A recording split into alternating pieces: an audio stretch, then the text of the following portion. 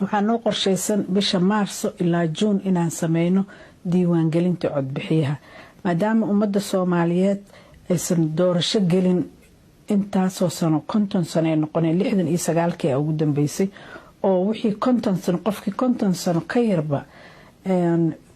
qofkii 50 sano jira iyo inta ka yarba aysan wax doorasho la yiraahdo ee aqoonin maskaxdoodana soo galeynin waxay u baahan tahay wacyigelin tiro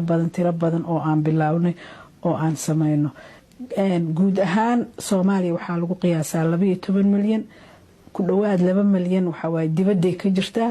ku dhawaad 2 milyan ama milyan ibar waxa way waxay jirtaa Somaliland qaxootiya jira waxa kale jira muxuu ahaa dad kale meelaha iskaga daadadsan waxa soo haraa celceliska waxay noqonay kama badnaanayso oo maanta Soomaaliya ku nool 6 milyan ilaa 7 milyan 7daas milyan iyo 6 milyan marka muxuu ahaa sida caadiga ah oo cilmiyan la darsay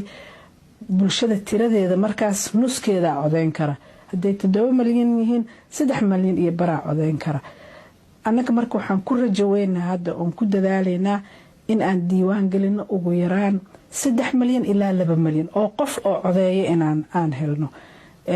gobollo badan aan ka soo sameeyay meelihii lagu codeyn lahaa goobihii lagu codeyn lahaa inta badan waa naqaan gobollo waa noo dhiman yihiin oo waa u soconaa oo waa wadnaa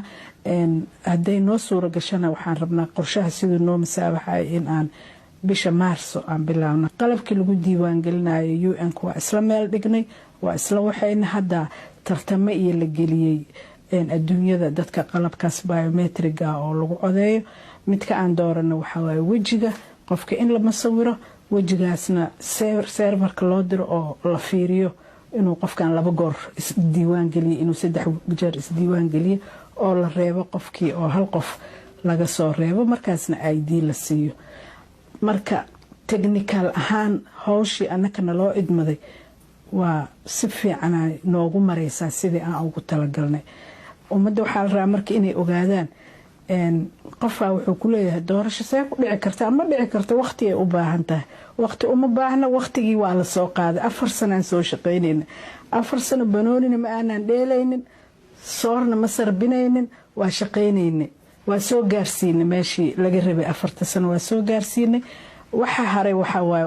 arrimaha siyaasadeed oo dawladdu ay madaxda qaranku ay ka heshiiyaan iyo muxuu ahaa sharciga doorashooyinka oo hadda baarlamaanka hor yaalo in la keeno oo baarlamaanka uu soo ansixiyo si aan ugu shaqeyno shuruuc badan oo aan diyaarinay aan nooga xirin inaan ku ansixino si doorashada aan u qaban